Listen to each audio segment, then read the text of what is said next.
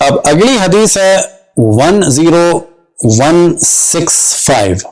زہری بیان کرتے ہیں کہ نبی اکرم کی زوجہ محترمہ سیدہ حفصہ حضرت یوسف علیہ السلام کے واقعات کے متعلق کسی جانور کے کندھے پر لکھی ہوئی تحریر لے کر نبی اکرم صلی اللہ علیہ وآلہ وسلم کے پاس آئیں اور نبی اکرم صلی اللہ علیہ وآلہ وسلم کے سامنے پڑھنے لگی. نبی اکرم صلی اللہ علیہ وآلہ وسلم کے چہرے مبارک کا رنگ تبدیل ہو گیا. آپ نے ارشاد فرمایا اس ذات کی قسم جس کے دست قدرت میں میری جان ہے، اگر حضرت یوسف علیہ السلام تمہارے پاس آ جائیں اور میں تمہارے درمیان موجود ہوں اور تم ان کی پیروی کرو تو تم گمراہ ہوگے.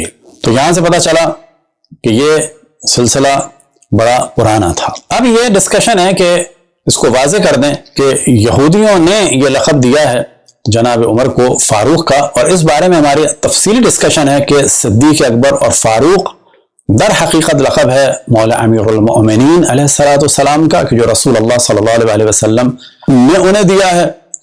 اور یہ جو صدیق لقب جناب ابوبکر کو دیا ہے یہ علماء اہل سنت نے دیا ہے، عوام نے دیا ہے. اور فاروق جو لقب دیا ہے جناب عمر کو یہ یروشلم کے اہل کتاب نے اور خصوصاً یہودیوں نے دیا ہے.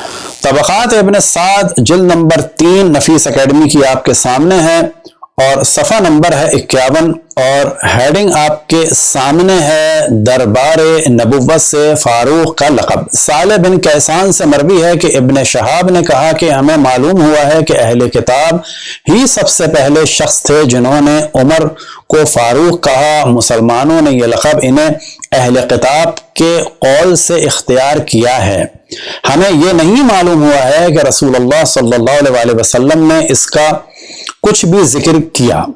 اور یہی حوالہ ہے طبقات کبریٰ جلد نمبر 3 کا اور صفحہ نمبر ہے 205 اور ہم نے ہائی لائٹ کر دیا ہے. بلغنا ان اہل الکتاب کانوا اول من قال لعمر الفاروق. ہم تک پہنچا ہے کہ اہل کتاب نے کہا ہے جناب عمر کو الفاروق. تاریخ طبری جلد نمبر 3 بھی آپ کے سامنے ہے اور یہاں پر بھی یہی والا موضوع ہے کہ بعض حضرات یہ کہتے ہیں کہ اہل کتاب نے آپ کا یہ نام تجویز کیا ہے. اس کے بارے میں یہ روایت حضرت ابن شہاب زہری کی طرف منسوب ہے کہ اہل کتاب نے سب سے پہلے حضرت عمر کا نام فاروق رکھا.